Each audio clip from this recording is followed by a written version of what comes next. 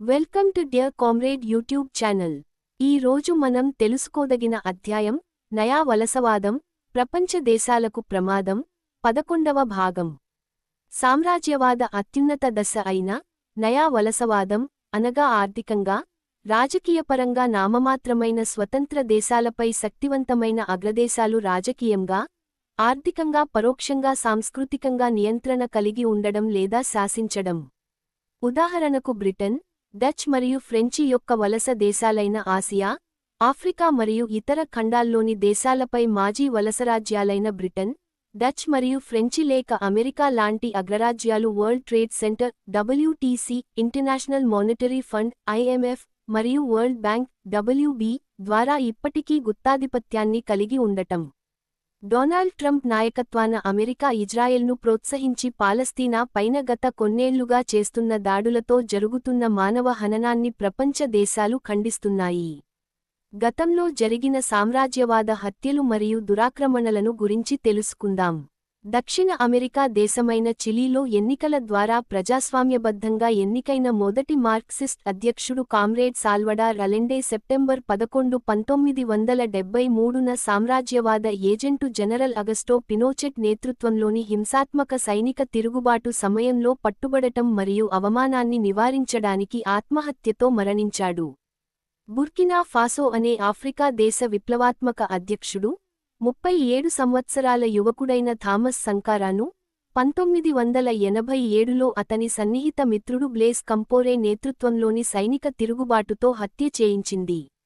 Gulf దేశమైన Iraq మాజీ అధ్యక్షుడు అయిన సద్దాం హుస్సేన్ను 2006లో ఉరి తీయించింది. ఆఫ్రికా దేశమైన లిబియా మాజీ ప్రధాని మరియు మిలిటరీ అధికారి ముయమ్మర్ గడాఫీని 2011లో హత్య చేయించింది. దక్షిణ అమెరికా దేశమైన వెనిజులా మంత్రిత్వ శాఖ తమ విప్లవాత్మక అధ్యక్షుడు హ్యూగో చావెజ్ మార్చి 5, 2013న విదేశీ శక్తుల ద్వారా ఉద్దేశపూర్వకంగా క్యాన్సర్కు కారణమయ్యే ఏజెంట్ను శరీరంలో ప్రవేశపెట్టినందువలన మరణించారని ఆరోపించింది. ప్రత్యేకంగా యునైటెడ్ స్టేట్స్ మరియు ఇజ్రాయెల్ వైపు వేలు చూపెడుతోంది. ఆసియా దేశమైన సిరియా మాజీ అధ్యక్షుడు బషర్ అల్ అస్సాద్ 2024లో రష్యాకు పారిపోయేలా చేసింది. ఈ సంవత్సరం జనవరి నెలలో దక్షిణ అమెరికా దేశమైన వెనిజులా దేశాధ్యక్షుడిని ఆయన అధ్యక్ష భవనం నుండి ఎత్తుకుపోయి నిర్బంధించడం, తన దోపిడీని కొనసాగించేందుకు అంతర్జాతీయ మానవ హక్కులను, న్యాయ సూత్రాలను ఉల్లంఘిస్తున్నది. ఈ సంవత్సరం ఫిబ్రవరి నెలలో గల్ఫ్ దేశమైన ఇరాన్ అత్యున్నత నాయకుడు ఐతొల్లా అలీ ఖొమైనీని అంతమొందించటమే కాక తాను ప్రకటించిన వారే దేశ నాయకుడిగా ఉండాలని హుకుం జారీ చేస్తున్నది. సుంకాల పేరుతో ప్రపంచ దేశాలపై బెదిరింపులకు పాల్పడుతున్నది. మన దేశంపైనా సుంకాలు విధించి హెచ్చరికలు జారీ చేసింది. ప్రపంచ దేశాలలో సోషలిస్టు దేశాలైన రష్యా, చైనాలు ధీటుగా సమాధానాలు చెబుతుండగా, అతిపెద్ద ప్రజాస్వామ్య దేశమైన మన దేశం ఈ సంఘటనలపై ఒక్క మాట మాట్లాడటంలేదు. ఈ సామ్రాజ్యవాదాన్ని ప్రజలు వ్యతిరేకించాలి. ఎందుచేతనంటే మనం కూడా ఏదో ఒక రోజున ఈ భూతానికి బలి కాక తప్పదు. అందుకే సామ్రాజ్యవాద దురాగతాలను ఎండగట్టాలి. వారి దుశ్చర్యలకు గల కారణాలను తెలుసుకుని చైతన్యమవ్వడానికి ఈ పోడ్కాస్ట్ మీకు ఉపయోగపడుతుందనటంలో ఎలాంటి సందేహం లేదు. మొదటి అంశం, ప్రపంచ దేశాలపై పాశ్చాత్య నాగరికత ప్రభావం. నవంబర్ 23న టైమ్స్ ఆఫ్ ఇండియా పత్రికలో ఒక కథనం వచ్చింది. పాశ్చాత్య నాగరికత ను సంరక్షించుకోడానికి యూరోపియన్ దేశాలన్నీ తమ దేశాల్లోకి బయట నుంచి వచ్చే వలసలను పరిమితం చేయాలని అమెరికా పిలుపునిచ్చిందన్నదే ఆ కథనం సారాంశం. ఈ పాశ్చాత్య నాగరికత అనేది చాలా విలువైనదని అనుకోవడం గాని, దానిని ఎలాగైనా కాపాడాలని అనుకోవడం గాని మూడవ ప్రపంచ దేశాలలోని చాలామందికి హాస్యాస్పదంగా అనిపిస్తుంది. పాశ్చాత్య సామ్రాజ్యవాద దేశాలు గత కొన్ని శతాబ్దాలుగా తక్కిన ప్రపంచంలోని దేశాల ప్రజలమీద సాగించిన దురాగతాలు, అత్యాచారాలు తలుచుకుంటేనే మన రోమాలు నిక్కబోడుచుకుంటాయి. సామ్రాజ్యవాద దేశాల నాగరికత అటువంటి వికృతమైనది. అసలు వారి ప్రవర్తన వికృత రూపాన్ని కప్పిపుచ్చడానికి నాగరికత అన్న పదంతో దానికి ముసుగు వేయడమే సహించరానిది. బ్రిటిష్ సామ్రాజ్యవాదులు అనుసరించిన విధానాల వలన తలెత్తిన కరువుల ఫలితంగా భారతదేశంలో కోట్లాది మంది ప్రాణాలను కోల్పోయారు. నిస్సహాయులైన భారత రైతాంగం నుండి ఆదాయాన్ని పిండుకోడానికి దురాశాపూరితంగా బ్రిటిష్ సామ్రాజ్యవాదులు వ్యవహరించిన పర్యవసానమే ఈ కరువులు. కాంగో ప్రజలమీద బెల్జియం రాజు లియోపాల్డ్ మాటలతో చెప్పడానికి అలవికాని క్రూరత్వాన్ని ప్రదర్శించాడు. నమీబియాలో జర్మనీ నిర్వహించిన నిర్బంధ శిబిరాల్లో ఏకంగా కొన్ని తెగలకు తెగలే కనుమరుగైనాయి. పాశ్చాత్య నాగరికత గురించి ఏమనుకుంటున్నారని గాంధీజీని ఒక విలేకరి అడిగితే చాలా వ్యంగ్యంగా అటువంటి నాగరికత వారికి ఉంటే బాగుండేది అని ఆయన జవాబిచ్చారట. అయితే ఈ క్రూరత్వాన్ని అంతటినీ పక్కన బెట్టి కాస్సేపు పశ్చిమ దేశాలు భౌతిక సంపద విషయంలో సాధించిన పురోగతిపైనే దృష్టి సారిద్దాం. పాశ్చాత్య సామ్రాజ్యవాద దేశాలు మూడవ ప్రపంచ దేశాలను దోపిడీ చేసే విధానాలను అనుసరించడం ద్వారానే తమ పాదార్థిక అభివృద్ధిని సాధించగలిగాయి. దానివలన ఏర్పడిన ఫలితాల ప్రభావం నుండి తప్పించుకుని ఎలాగైనా బయటపడాలని ఇప్పటికీ ఆ మూడవ ప్రపంచ దేశాల ప్రజానీకం నానా తిప్పలూ పడుతున్నారు. పశ్చిమదేశాలు తమ స్వతంత్రమైన ప్రత్యేక శక్తి సామర్థ్యాల ద్వారా సాధించిన అభివృద్ధి అంటూ వేరే ఏదీ లేదు. మూడవ ప్రపంచ దేశాలను సర్వనాశనం చేయడం ద్వారా మాత్రమే పాశ్చాత్య దేశాల అభివృద్ధి అనేది సాధ్యపడింది. ఇప్పుడు ఆ మూడవ ప్రపంచ దేశాల నుండే ప్రజలు వలసదారులు రూపంలో ఎక్కడికైనా పోయి తలదాచుకోడానికి నానా అగచాట్లు పడుతున్నారు.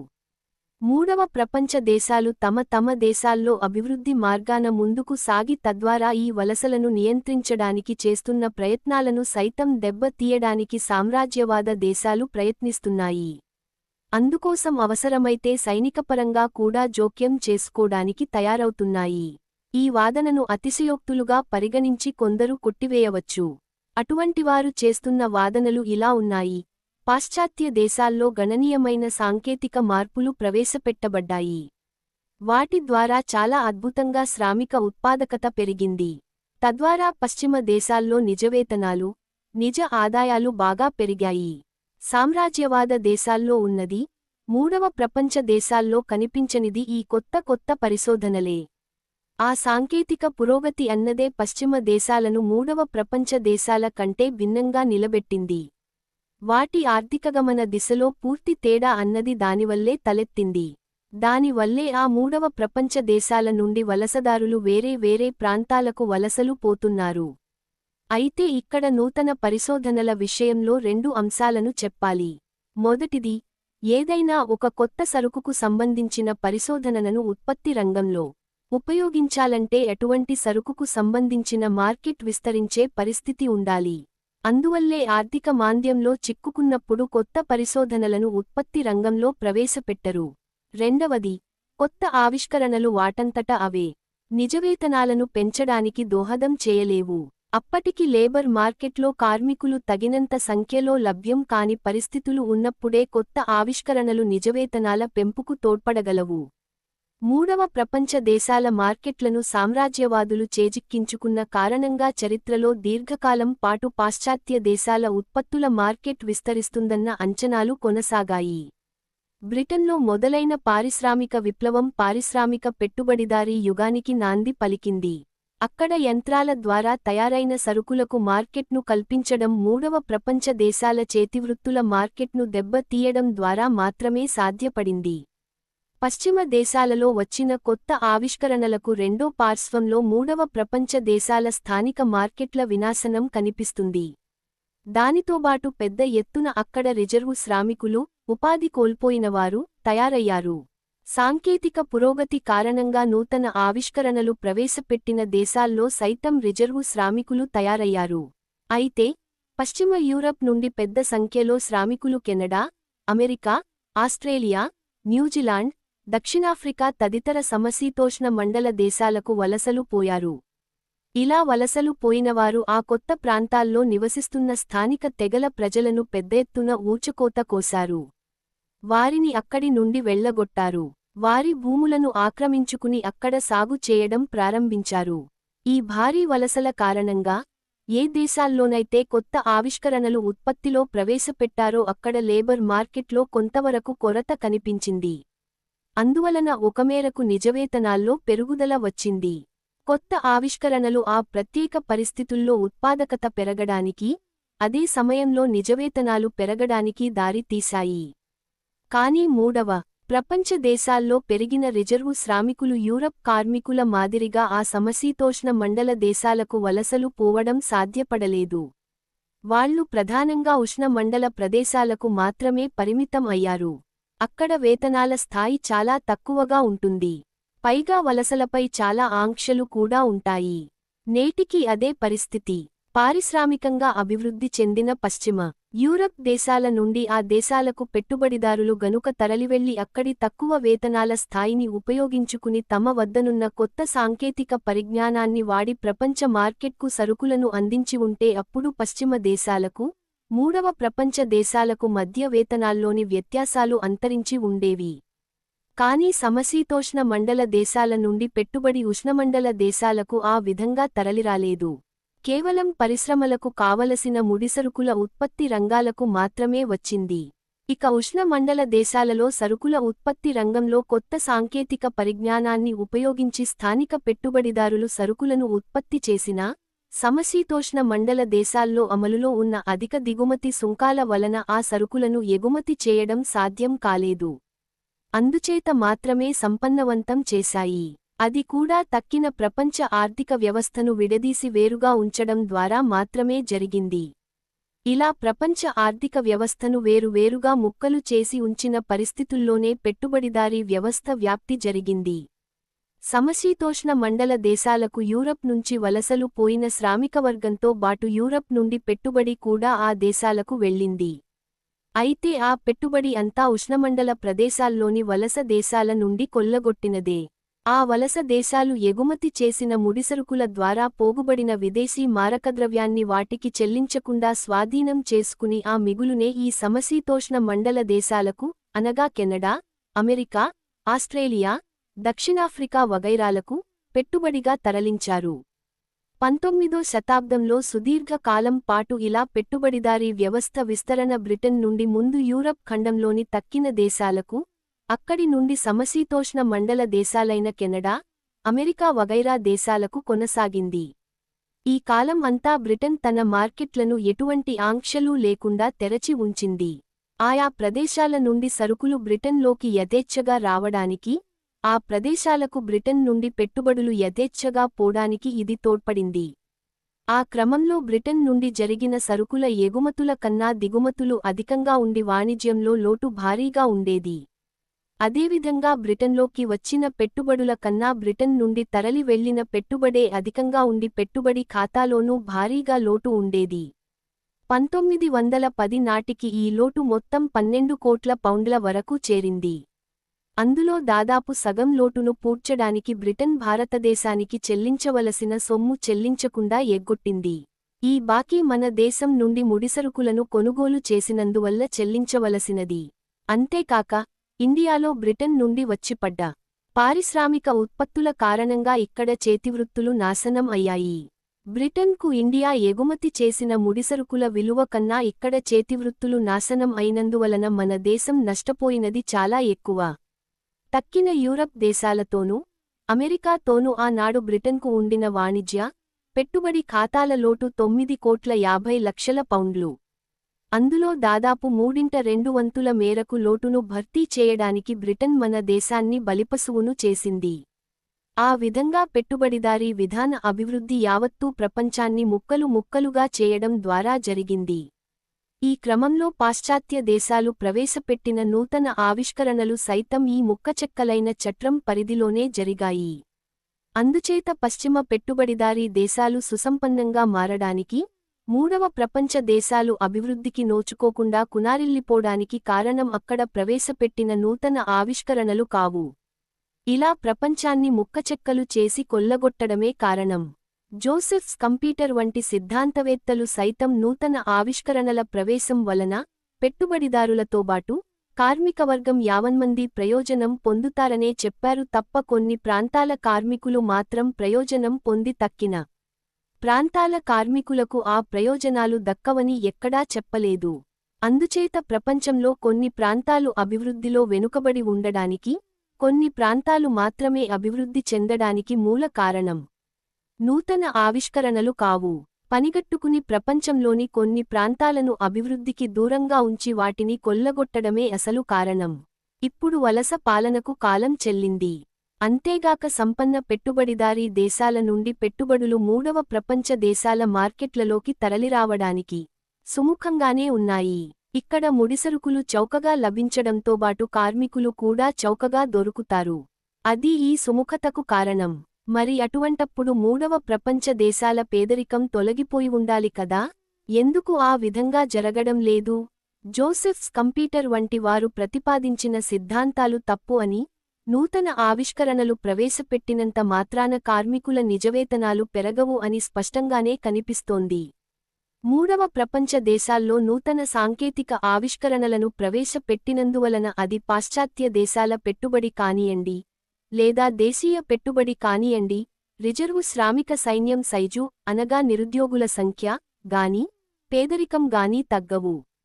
నిజానికి ఇప్పుడు ప్రవేశపెట్టే నూతన సాంకేతిక ఆవిష్కరణలు కార్మికుల, ఉద్యోగుల సంఖ్యను తగ్గించేవిగానే ఉన్నాయి. ఇక్కడి రిజర్వు కార్మిక సైన్యం వలసలు పోవడానికి ఏ సమశీతోష్ణ మండల ప్రదేశాలు ఇప్పుడు లేవు. రాబోయే రోజుల్లో పరిస్థితులు మరింత దిగజారేట్టుగానే ఉన్నాయి. ఇందుకు మొదటి కారణం ట్రంప్ విధించిన సుంకాల పెంపు. దీని వలన అమెరికా నుండి నిరుద్యోగం మూడవ ప్రపంచ దేశాలకు ఎగుమతి అవుతుంది. రెండో కారణం కృత్రిమ మేధ లేదా ఆర్టిఫిషియల్ ఇంటెలిజెన్స్. దీనిని పెట్టుబడిదారీ వ్యవస్థలో ప్రవేశపెట్టడం వలన కూడా పరిస్థితులు మరింత దిగజారుతాయి. తదుపరి అంశం ట్రంప్ సుంకాలు, పెట్టుబడిదారీ ప్రపంచంపై ప్రభావం. ట్రంప్ సుంకాల బాదుడు గురించి మీడియా అదేదో మామూలుగా జరిగే వ్యవహారమే అన్నట్టు యథాలాపంగా చర్చిస్తోంది. ఆ సుంకాల విధింపు ఏ ప్రత్యేక నేపథ్యంలో జరుగుతోందో దానిని పట్టించుకోవడం లేదు. ఇప్పుడు తాను పెంచిన సుంకాల ద్వారా సమకూరే అదనపు ఆదాయాన్ని ఉపయోగించి అమెరికా అదనపు సరుకులను గానీ సేవలను గానీ కొనుగోలు చేయబోవడం లేదు. దాని గురించి దిగువ వివరిస్తాను. ట్రంప్ పెంచిన సుంకాల ప్రభావం వలన ఇంతవరకు అమెరికాకు తమ దేశాల సరుకులను ఎగుమతి చేస్తున్న దేశాలు ఇకపైన అదే మోతాదులో ఎగుమతి చేయలేవు. ఆయా దేశాలు ఎంత మేరకు ఎగుమతి మార్కెట్లను కోల్పోయాయో ఆ మేరకు తమ దేశాల్లో అంతర్గత మార్కెట్లను ఇప్పుడు విస్తరించేలా చర్యలు తీసుకోలేవు. అలా చేయాలంటే ఆ దేశాల ప్రభుత్వాలు అదనపు వ్యయాన్ని చేయాలి. అందుకోసం తమ బడ్జెట్లో ద్రవ్యలోటునైనా పెంచాలి లేదా తమ దేశాలలోని ధనవంతుల మీద అదనపు పన్నులనైనా వేయాలి. ఈ రెండింటిలో ఏది చేసినా అది అంతర్జాతీయ ద్రవ్య పెట్టుబడికి ఆమోదయోగ్యం కాదు. ఇప్పుడు ఆ అంతర్జాతీయ ద్రవ్య పెట్టుబడి ఆదేశాలను ధిక్కరించగల స్థితిలో ఈ దేశాలు లేవు. అమెరికా చేపట్టిన రక్షణాత్మక చర్యల ఫలితంగా మొత్తంగా ప్రపంచ స్థూల డిమాండ్ కుదించుకుపోతుంది. దాని వలన ప్రస్తుతం ఉన్న ఆర్థిక సంక్షోభం మరింత తీవ్రతరమవుతుంది. ట్రంప్ సుంకాలు అమెరికాలో దేశీయ ఉత్పత్తుల మోతాదును కొంతవరకు పెంచవచ్చు. దాని ఫలితంగా కొంత ఉపాధి కల్పన అక్కడ జరగవచ్చు. కాని అమెరికాతో సహా మొత్తం ప్రపంచ దేశాలన్నింటినీ కలిపి చూసినప్పుడు స్థూల ప్రపంచ డిమాండ్ ముడుచుకుపోతుంది కనుక ప్రపంచ ఆర్థిక సంక్షోభం మరింత ముదిరిపోతుంది. ఈ ప్రపంచ స్థూల డిమాండ్ ఏ విధంగా ట్రంప్ సుంకాల పర్యవసానంగా పడిపోతుందో ఇప్పుడు చూద్దాం. ఏదైనా ఒక దేశం తాను దిగుమతి చేసుకునే సరుకుల మీద సుంకాలను పెంచినప్పుడు అలా దిగుమతయ్యే సరుకుల రేట్లు ఆ దేశంలో పెరుగుతాయి. అదే మోతాదులో ఆ దేశంలోని వేతనాలు మాత్రం పెరగవు. అందుచేత దిగుమతి చేసుకునే బదులు తమ దేశంలోనే ఆ సరుకులను ఉత్పత్తి చేయడానికి కొంత ప్రయత్నం జరుగుతుంది. దిగుమతి సుంకాలను పెంచినంత మాత్రాన అన్ని దిగుమతులు నిలిచిపోవు, కొన్ని సరుకుల దిగుమతులు మాత్రం నిలిచిపోతాయి. సుంకాలు పెంచిన అనంతరం కూడా దిగుమతయ్యే సరుకుల మీద వసూలు చేసే అదనపు సుంకాల వలన ఆ సరుకుల రేట్లు పెరుగుతాయి. వాటిని కొనుగోలు చేసేవారిలో అత్యధికులు శ్రామిక ప్రజలే. అంటే దిగుమతుల మీద అదనపు సుంకాలను విధించినందువలన ప్రభుత్వానికి ఆదాయం పెరుగుతుంది. అదే సమయంలో శ్రామిక ప్రజల కొనుగోలు శక్తి ఆమేరకు పడిపోతుంది. ప్రభుత్వానికి అదనపు సుంకాల ద్వారా సమకూరే ఆదాయాన్ని గనుక ఆ ప్రభుత్వం తిరిగి ఖర్చు చేసేస్తే, అప్పుడు ప్రభుత్వ ఖర్చు, శ్రామిక ప్రజానీకపు ఖర్చు కలిపి లెక్కించినప్పుడు తేడా రాదు. సుంకాల పెంపుకు ముందు ఉన్నట్టే ఇప్పుడు ఉంటుంది. ప్రభుత్వం కనుక అలా ఖర్చు చేయకపోతే, అప్పుడు శ్రామిక ప్రజల కొనుగోలు శక్తి పడిపోయిన మేరకు ఆ దేశపు స్థూల డిమాండ్ తగ్గుతుంది. ఇప్పుడు అమెరికాలో ట్రంప్ అదనపు సుంకాల ద్వారా వచ్చే ఆదాయాన్ని తిరిగి ఖర్చు చేయబోవడం లేదు. అందుచేత అమెరికాలో స్థూల డిమాండ్ తగ్గుతుంది. ప్రస్తుతం ట్రంప్ అమెరికన్ బడా సంపన్నులకు భారీగా పన్ను రాయితీలను ప్రకటిస్తున్నాడు. ఇప్పుడు అదనపు సుంకాల ద్వారా వచ్చే ఆదాయాన్ని ఆ రాయితీల నిమిత్తం ఖర్చు చేయబోతున్నాడు. అంటే ఈ ఆదాయం బడ్జెట్ ద్రవ్యలోటును తగ్గించడానికి వాడతారే తప్ప ప్రభుత్వ ఖర్చును పెంచడానికి మాత్రం కాదు. అంటే అమెరికా దిగుమతి సుంకాలను పెంచి ఆర్జించే ప్రతి డాలరు ఆ మేరకు అమెరికాలో స్థూల డిమాండ్ను తగ్గించి వేస్తుంది. అమెరికాలో తగ్గే డిమాండ్ను భర్తీ చేయడానికి ప్రపంచంలో మరే దేశంలోనైనా ప్రభుత్వ వ్యయాన్ని పెంచుతారా అంటే అది సాధ్యం కాదు. అందుచేత మొత్తంగా ప్రపంచాన్ని ఒక యూనిట్గా తీసుకున్నప్పుడు స్థూల డిమాండ్ స్థాయి దిగజారిపోతుంది. దాని ఫలితంగా ప్రపంచ ఆర్థిక వ్యవస్థలో ఆర్థికమాంద్యం మరింత తీవ్రంగా మారుతుంది. అమెరికాలో దేశీయంగా ఉత్పత్తులు కొంతమేరకు పెరగవచ్చు. దిగుమతులు తగ్గుతాయి కనుక అందులో కొంతమేరకైనా భర్తీ చేసుకోడానికి ఆ విధంగా దేశీయ ఉత్పత్తి పెరగవచ్చు. కాని అది అక్కడ తగ్గిపోయే దిగుమతుల కన్నా ఎక్కువగా ఏమీ పెరిగిపోదు. అమెరికాలో మాంద్యం కొంత తగ్గుముఖం పట్టవచ్చు కాని ప్రపంచం మొత్తంగా చూసుకున్నప్పుడు ఆర్థిక కార్యకలాపాలు తగ్గుముఖం పట్టక తప్పదు. ఇప్పుడు అమెరికా అనుసరిస్తున్న విధానం వలన అమెరికాలో కొంత ఉపాధి కల్పన జరగొచ్చు కాని ఇతర దేశాల్లో నిరుద్యోగం పెరుగుతుంది. అంటే అమెరికా తన నిరుద్యోగాన్ని ఇతర దేశాలకు ఎగుమతి చేస్తోందన్నమాట. నిజానికి ఇది కేవలం అంతవరకే పరిమితం కాదు కూడా. ఉదాహరణకు అమెరికా సుంకాలను పెంచిన ఫలితంగా దిగుమతులు తగ్గి వాటిని భర్తీ చేయడానికి తన దేశంలోనే వాటిని ఉత్పత్తి చేయడానికి పూనుకుందనుకుందాం. అప్పుడు అమెరికాలో పెరిగే ఉత్పత్తి 100 పాయింట్లు ఉంటే తక్కిన ప్రపంచంలో తగ్గిపోయే ఉత్పత్తి 100కే పరిమితం కాదు. అది 120 లేదా 150 పాయింట్ల దాకా ఉంటుంది. అందుచేత వాస్తవానికి అమెరికాలో ఉత్పత్తి కార్యకలాపాలు పెరిగిన మేరకు మించి ప్రపంచం మొత్తం మీద తగ్గుదల ఉంటుంది. అమెరికా విధించిన సుంకాలకు ప్రతీకారంగా మరికొన్ని దేశాలు తమ సుంకాలను కూడా పెంచవచ్చు. కాని అలా పెంచినంత మాత్రాన ప్రపంచ స్థూల డిమాండ్ తగ్గుదల నిలిచిపోదు. ఈ దేశాలన్నీ దాదాపుగా నయా ఉదారవాద చట్రానికి లోబడే వ్యవహరిస్తున్నాయి. అవి తాము పెంచిన సుంకాల వలన వచ్చిన అదనపు ఆదాయాలను ద్రవ్యలోటును తగ్గించుకోడానికి మళ్లిస్తాయి. లేకపోతే తమ దేశాల్లోని సంపన్నులకు మరింత రాయితీలను కల్పించడానికి ఖర్చు చేస్తాయి. అంతే తప్ప దేశీయ డిమాండ్ను పెంచేలా ఖర్చు చేయవు.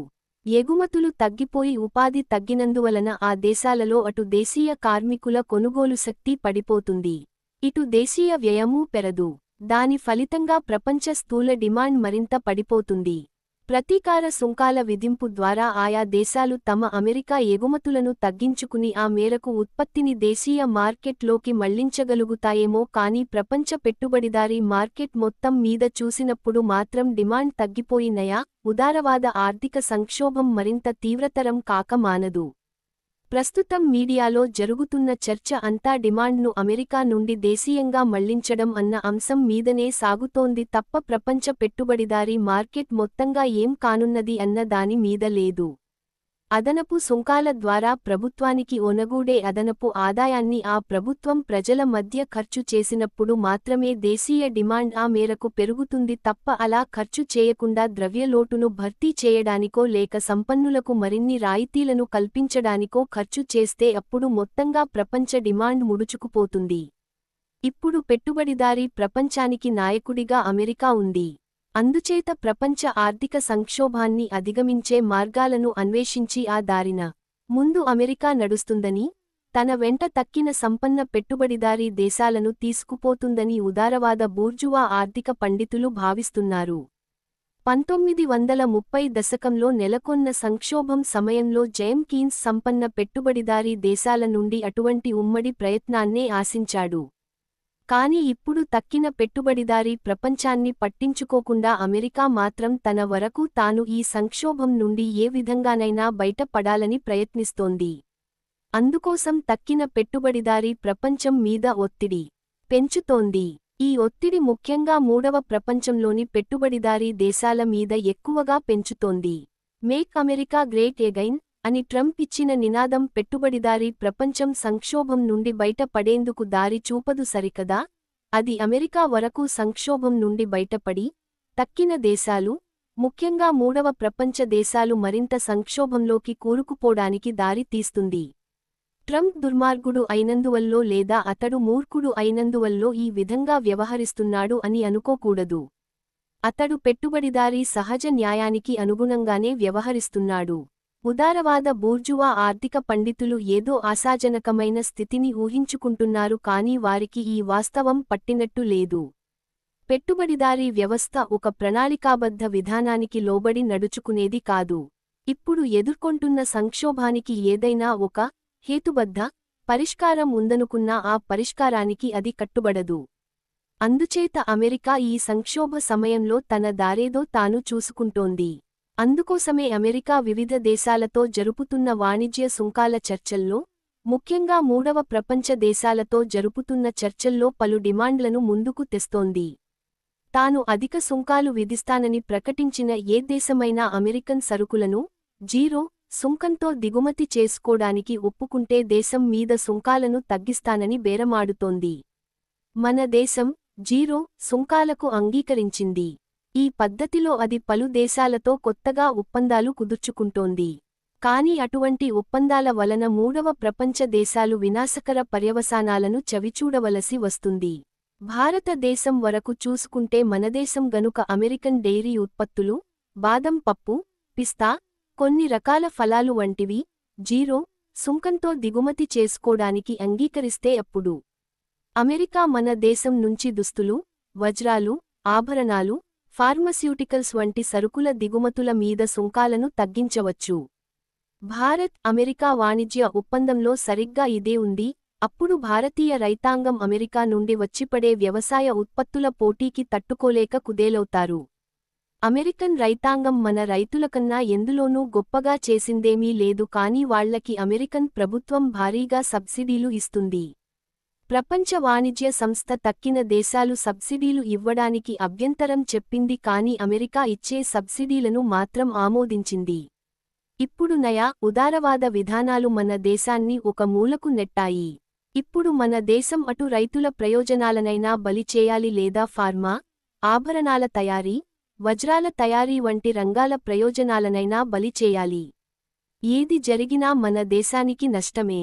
అందుచేత అసలు ఈ నయా ఉదారవాద చట్రం నుండి మొత్తంగానే మన దేశాన్ని బయటకు తెచ్చుకుని ఇప్పుడున్న చిక్కు పరిస్థితుల నుండి విముక్తి చేయాలి. అదే మార్గం. తదుపరి అంశం ఆధిపత్యవాదం, యుద్ధానికి కాలు దువ్వడం. రష్యాపై యూరప్ దేశాలు యుద్ధానికి తలపడే ధోరణిని ప్రదర్శిస్తున్నాయి. ఇది పెట్టుబడిదారీ ప్రపంచంలో ప్రస్తుతం ఒక చిక్కు సమస్యగా కనిపిస్తోంది. రష్యా యూరప్ను ఆక్రమించుకునే దురుద్దేశ్యంతో వ్యవహరిస్తోందంటూ యూరప్ దేశాలు పదే పదే చేస్తున్న ప్రచారం బొత్తిగా అర్థం లేనిది. గతంలో అమెరికా గోర్బచేవ్కు ఇచ్చిన హామీ ప్రకారం నాటో తూర్పు దిశగా అనగా రష్యా వైపుగా విస్తరించసకూడదు. కానీ ఆ హామీని ఉల్లంఘించి రష్యాను రెచ్చగొట్టింది నాటో సభ్యదేశాలే. ప్రత్యేకించి అమెరికా, బ్రిటన్ పూనుకుని రష్యా, ఉక్రెయిన్ల మధ్య మిన్స్క్లో కుదిరిన శాంతి ఒప్పందాన్ని భగ్నం చేశాయి. ఆ ఒప్పందం గనుక అమలులోకి వచ్చి ఉంటే అసలు యుద్ధమే జరిగేది కాదు. రష్యాను ఎలాగైనా లొంగదీసుకుని అక్కడ ఉన్న సహజ వనరుల మీద తన పెత్తనాన్ని చెలాయించాలన్నదే నాటో దేశాల లక్ష్యం. బోరిస్ ఎల్సిన్ రష్యా అధ్యక్షుడిగా ఉన్న స్వల్ప కాలంలో పశ్చిమ దేశాల సామ్రాజ్యవాదులు రష్యాను తమ పెత్తనం కిందకు తెచ్చుకోవచ్చునన్న కలలు కన్నారు. కాని ఆ కల ఎక్కువ కాలం నిలవలేదు. కాని వాళ్ల ఆశలు మాత్రం అలానే ఉన్నాయి. అందుకే ప్రచ్ఛన్న యుద్ధం కాలంలో సోవియట్ యూనియన్ యూరప్ను ఆక్రమించుకుంటుందంటూ సాగించిన తప్పుడు ప్రచారాన్నే మళ్లీ ఇప్పుడు మొదలుపెట్టారు. అర్థం పర్థం లేని ఈ ఎత్తుగడ పైకి చూస్తే చిన్నపిల్లలాటలా కూడా అనిపిస్తోంది. అయితే ఇక్కడో ప్రశ్న తలెత్తుతుంది. ఒకపక్క అమెరికా ఎలాగైనా ఉక్రెయిన్ యుద్ధానికి ముగింపు పలకాలన్న పట్టుదలతో ఉంది. అమెరికా తీసుకున్న ఈ నిర్ణయంలోనే అంతర్లీనంగా రష్యా ఎటువంటి దురాక్రమణకు పాల్పడలేదని అంగీకరించినట్లయింది. అయినప్పటికీ యూరప్ ఇంకా రష్యా దురాక్రమణ ప్రచారాన్ని ఎందుకు కొనసాగిస్తోంది? ఈ ప్రశ్న ముఖ్యంగా జర్మనీ విషయంలో బాగా వర్తిస్తుంది. రష్యాపై ఆంక్షలు విధించిన కారణంగా గణనీయంగా నష్టపోయిన దేశం జర్మనీయే. అంతవరకు చౌకగా లభిస్తున్న రష్యన్ ముడిచమురు బదులు ఖరీదైన అమెరికన్ ముడిచమురును కొనవలసి వచ్చింది. దాని ఫలితంగా జర్మనీలో ఉత్పత్తి ఖర్చు బాగా పెరిగిపోయింది. దాంతో పరిశ్రమలు తమ ఉత్పత్తి కేంద్రాలను వేరే దేశాలకు తరలించడం ప్రారంభించారు. ఆ విధంగా జర్మనీలో పరిశ్రమలు మూతబడడంతో బాటు అక్కడి ప్రజల జీవన వ్యయం కూడా బాగా పెరిగిపోయింది. ఉక్రెయిన్ యుద్ధం గనుక ముగిసిపోతే దాని వలన జర్మనీకి తక్కిన దేశాల కన్నా ఎక్కువగా ఊరట లభిస్తుంది. దాని ఆర్థిక పరిస్థితి మెరుగుపడుతుంది. అయినప్పటికీ జర్మనీ ఇంకా రష్యా మీద యుద్ధానికి కాలు దువ్వడం దేనికి?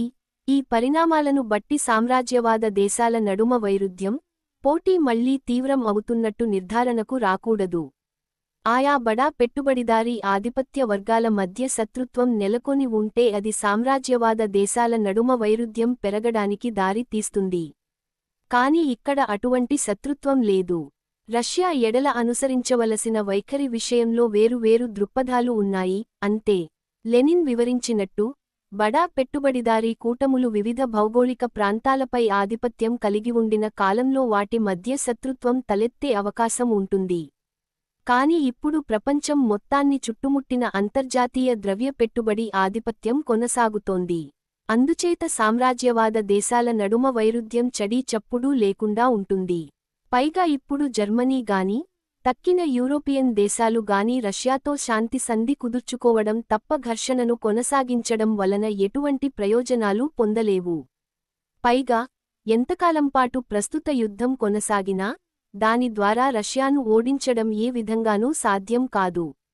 అయితే ఇక్కడ ఒక వాదనను చేయవచ్చు. అమెరికా రక్షణ ఛత్రం నీడలో ఇంతవరకు ఉక్రెయిన్ యుద్ధం కొనసాగింది. ఇప్పుడు అమెరికా పక్కకు తప్పుకుంటానని అంటోంది. అలాంటి పరిస్థితిలో ఆ యుద్ధాన్ని కొనసాగించడానికి యూరప్ దేశాలు తమ సైనిక వ్యయాన్ని పెంచడం అవసరమే కదా. అలా చేయకపోతే తర్వాత ఎటువంటి సంధి కుదిరినా అందులో యూరప్ దేశాల ప్రయోజనాలను కాపాడుకోవడం సాధ్యం కాదు. అలా రక్షణ వ్యయం పెంచాలంటే సంక్షేమ చర్యల మీద చేసే ఖర్చు తగ్గించి ఆ మేరకు రక్షణ వ్యయాన్ని పెంచాలి. అప్పుడు ప్రజల్లో వ్యతిరేకత వస్తుంది. ఆ ప్రజలకు సర్దిచెప్పి తమ చర్యను సమర్థించుకోడానికి రష్యా దురాక్రమణ ప్రచారాన్ని ముందుకు తెస్తున్నారు. అంతర్జాతీయ ద్రవ్య పెట్టుబడి భారీ ద్రవ్య లోటును ఆమోదించదు. అటువంటి లోటు వలన ఆర్థిక కార్యకలాపాలు మందగిస్తాయని, పెట్టుబడిదారీ స్వేచ్ఛకు భారీ ద్రవ్య లోటు ఆటంకం అని అది భావిస్తుంది. అయితే ఒక పొరుగు దేశం నుండి ప్రమాదం ముంచుకొస్తోందన్నప్పుడు ఇటువంటి అభ్యంతరానికి అంతగా బలం ఉండదు. పైగా యుద్ధ ప్రయత్నాలు కూడా ఆర్థిక కార్యకలాపాలను, ఉపాధిని పెంచుతాయి. అందుచేత ద్రవ్యలోటు పెంచడానికి అంతర్జాతీయ ద్రవ్య పెట్టుబడికి గల అభ్యంతరాన్ని పక్కకు పెట్టవచ్చు. తాజాగా జర్మనీ తన రాజ్యాంగాన్ని సవరించి ప్రభుత్వ రుణ పరిమితిని పెంచుకోడానికి చట్టం చేసింది. యుద్ధ ప్రమాదం రష్యా నుండి పొంచి ఉందని ప్రచారం చేయడం ద్వారా సంక్షేమ చర్యలకు కోతలు పడినందువలన ప్రజల్లో తలెత్తే వ్యతిరేకతను కూడా చల్లార్చవచ్చు. అయితే ఈ వాదన కొంతవరకు సమంజసంగానే ఉన్నా, ప్రస్తుత పరిస్థితిని పూర్తిగా వివరించడానికి ఇది సరిపోదు. రష్యాతో యుద్ధానికి కాలు దువ్వే ధోరణి యూరోపియన్ దేశాలలో ట్రంప్ అధికారంలోకి రావడానికి మునుపే తలెత్తింది. పచ్చి మితవాద, నయా ఫాసిస్టు రాజకీయ కూటములలో కన్నా మధ్యేవాద ఉదార బూర్జువా కూటములే ఎక్కువగా ఈ రష్యన్ ప్రమాదం గురించి చాలా బలంగా ప్రచారం చేస్తున్నాయి. ఉదాహరణకు జర్మనీలోని పచ్చి మితవాద పార్టీ ఏఎఫ్డి జర్మనీని మరింత సైనికీకరణ చేయడానికి గానీ, అణ్వాయుధాలను సమకూర్చుకోడానికి గానీ వ్యతిరేకించదు. బలంగానే సమర్థిస్తుంది.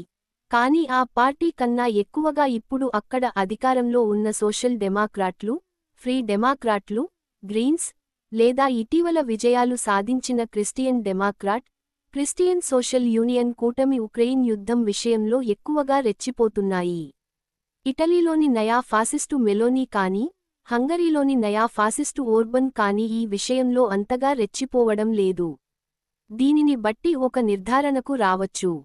నయా ఫాసిస్టు రాజకీయ శక్తులు ఆర్థిక సంక్షోభ సమయంలో బడా పెట్టుబడి ఆధిపత్యాన్ని నిలబెట్టడం కోసం ఏదో ఒక అంతర్గత శత్రువును సృష్టించి, ఏదో ఒక మైనారిటీ తెగకు గానీ మైనారిటీ మతానికి గానీ చెందిన సమూహాన్ని, ప్రజలలో ఆ శత్రువు పట్ల విద్వేష భావాన్ని రెచ్చగొట్టి వారి దృష్టిని ఆ వైపు మళ్లిస్తాయి. తద్వారా జీవన సమస్యల నుండి, నిరుద్యోగం వంటి సవాళ్ల నుండి వారి దృష్టిని తప్పిస్తాయి. అదే మధ్యేవాద ఉదార బూర్జువా రాజకీయ శక్తులు, బాహ్య శత్రువు వైపు ప్రజల దృష్టిని మళ్లిస్తాయి. ఇప్పుడు యూరప్లో రష్యాను అటువంటి బాహ్య శత్రువుగా చిత్రిస్తున్నది అందుకే. ఇది ఈ మధ్య తలెత్తిన ఒక కొత్త ధోరణిగా భావించవచ్చు. ఈ మధ్యేవాద ఉదార బూర్జువా పార్టీలు తమ దేశాల ఆర్థిక వ్యవస్థలను సంక్షోభంలోంచి బయటకు తేవడానికి ఇన్నాళ్లూ అనుసరిస్తూ వచ్చిన విధానాలు ఏవీ ఇప్పుడు పని చేయడంలేదు. ప్రజల కొనుగోలు శక్తిని పెంచడానికి వీలుగా ప్రభుత్వ వ్యయం పెంచుదామంటే అందుకు అంతర్జాతీయ ద్రవ్య పెట్టుబడి నిబంధనలు అడ్డం వస్తున్నాయి. ఈ పార్టీలు కొన్ని దశాబ్దాల క్రితం ప్రవేశపెట్టిన నయా ఉదారవాద విధానాల ఫలితంగా ప్రజల్లో పెరిగిన నిరుద్యోగం, పేదరికం వలన వాటి ప్రజా మద్దతు తరిగిపోతోంది.